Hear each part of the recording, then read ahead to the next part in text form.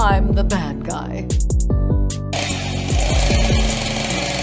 She wouldn't even harm a fly. Welcome back to Evil Evaluation, a series where I review some of the best and worst villains of all time. Today we are looking at Taskmaster from the 2021 film Black Widow. Some people have said this changed version of Taskmaster sucks. Some say otherwise, but as someone who has never read a Taskmaster comic, I'm going to review this villain with no bias, no anger, and just find out how good of a villain they really are.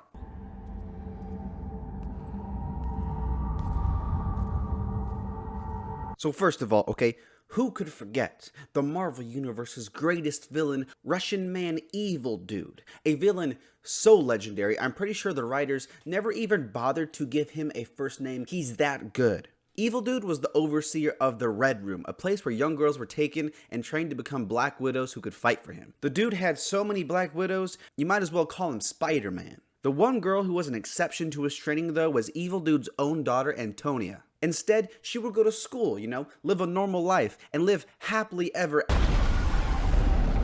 Okay, so yeah, maybe not. One day visiting her dad after school, Antonia would be collateral damage in an attempt to kill her father by the Earth's worst bungee jumper. It was a moment that broke Natasha. It made not only her but the audience question what kind of person she was. By far the darkest and most morally complicated thing a hero in this universe has ever done. A fantastic way to show the complexity of being a hero.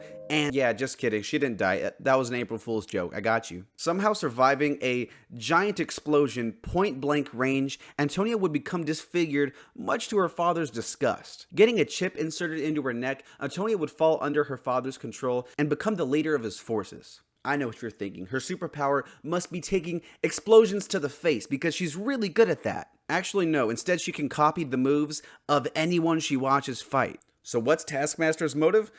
Nothing, just obey master, I guess. The origin too is kinda weird. I think the saddest part of this origin is seeing just how little Evil Dude cared about his daughter. Excuse me, Mr. Drekoff, your wife gave birth to a healthy and beautiful baby girl. Really? Oh my gosh. This child is my everything, my now and forever and for the rest of my life. Everything I do will be just making sure you're happy and that you have the best life and that you know that your dad loves you. And I know I've done some bad things in the past, but I'm gonna be better. I'm gonna change for you now and forever. Oh, but just one thing I have to warn you. We have a picture of her from the future. Don't ask how. This is how she's gonna look. I hope this is okay. What the? Nasty baby. It's an ugly baby. No thanks.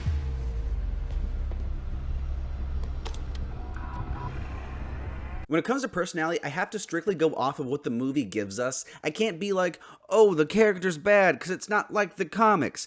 That being said, it's still bad. Taskmaster definitely goes for the unstoppable force kind of villain, but I don't think it's done super well. One of the best versions of this villain type is the T-1000, and that's because he can spank everyone in that movie. Taskmaster can barely hold her own against Black Widow, one of, if not the weakest Avenger. Okay, yeah, maybe she's about as scary as a vegan in a hot dog eating contest. But hey, you never know. Maybe their personality is still really interesting. But actually, no. Taskmaster has almost zero personality. They don't talk, they don't have much character, and going back to my earlier example, even the beep boop bop robot has more personality. Like, there's literally not even that much for me to talk about here. That's how bare bones his personality is. The design of the character is very hit or miss. Some love it, some hate it, and honestly, I'm not really in either group. Yeah, it's not as exciting as the comics, but I think it does a fairly decent job of bringing the design into the more realistic world of the MCU. And wow, that is a sentence I never thought I'd say.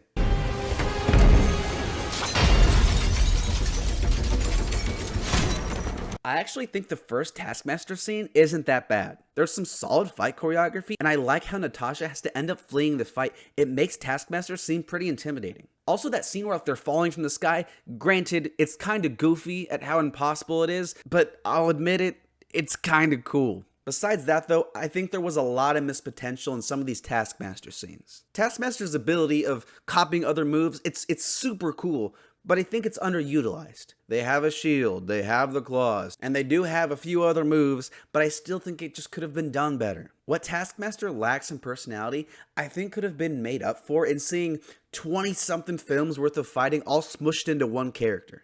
Black Widow's fighting also doesn't help because it's just like you got some punches, you got some kicks, and you got that spinning leg thing. So when Taskmaster copies her, you get some kicks and some punch and some spin leg thing, yada yada. I would have loved to see some different fighting styles explored here, and again, I think it was a huge missed opportunity. Also, the plot twist is goofy, but like, duh. When you have a man stunt performer in the suit and a woman actress's head on top, which is way smaller, it looks like a shrunken head. It's kind of weird. It's a plot twist we all saw coming, and it totally negates one of the most interesting and complex moments for a hero in the MCU.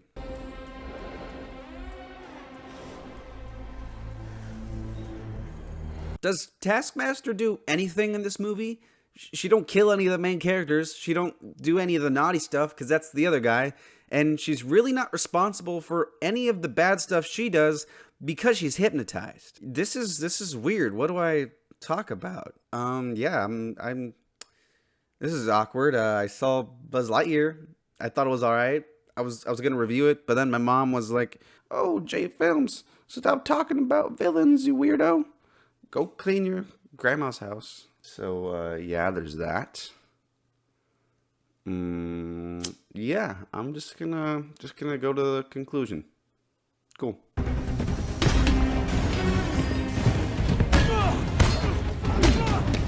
I don't think Taskmaster is the worst villain in the MCU like some people have said. There's nothing I really hate about her, but there's nothing worthwhile. If I had to describe Taskmaster, I'd just say she's kind of forgettable. There are a few small things I like, and I don't hate them because of the comic changes or because of the gender swap. I just think that for a villain with such a cool power, it kind of just fell flat. I'm going to give Taskmaster a 4.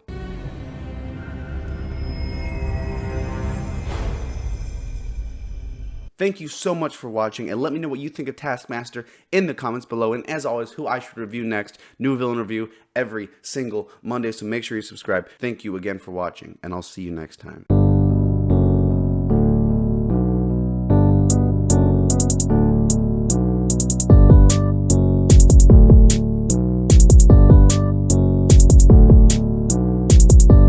Probably thought this was a real baby. No, it's a shoe. I would never hurt a baby on camera.